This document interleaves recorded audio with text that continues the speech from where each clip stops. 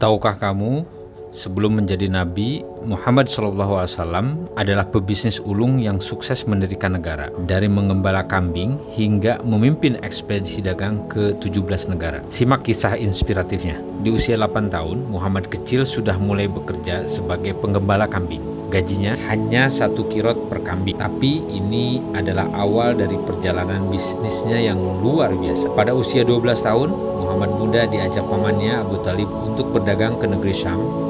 Di sana ia menunjukkan kecerdasan dan kejujuran yang membuatnya dikenal sebagai pebisnis yang profesional dan terpercaya. Di usia 18 tahun, Muhammad bekerja untuk Khadijah, seorang investor wanita kaya raya. Karena kejujurannya, ia diberi gaji 4 ekor unta, 2 kali lipat dari karyawan lain. Bahkan ia diangkat sebagai manajer ekspedisi dagang ke 17 negara. Pada usia 25 tahun, Muhammad menikahi Khadijah dengan mahar 20 ekor unta dan 12,4 ons emas. Mahar yang fantastis untuk seorang pebisnis muda. Bersama Khadijah, ia membangun bisnis yang semakin sukses. Di usia 40 tahun, Muhammad diangkat sebagai nabi dan fokus pada dakwah Islam. Namun, prestasi ekonominya tidak berhenti.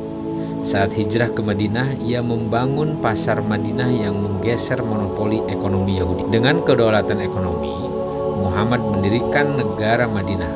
Konsep ekonomi politiknya yang memungkinkan Madinah bersaing dengan negara-negara superpower di sekitarnya seperti Persia dan Romawi. Negara Madinah tidak hanya berdaulat secara politik, tapi juga ekonomi. Ini membuktikan bahwa kedaulatan ekonomi adalah kunci utama dari kedaulatan politik. Dari menggembala kambing hingga mendirikan negara, kisah Nabi Muhammad mengajarkan kita tentang kejujuran, kerja keras, dan visi yang besar. Ini teladan sejati dalam bisnis dan kehidupan. Bagaimana pendapatmu tentang kisah inspiratif ini? Jangan lupa diteruskan ke teman-teman supaya lebih banyak lagi orang yang terinspirasi.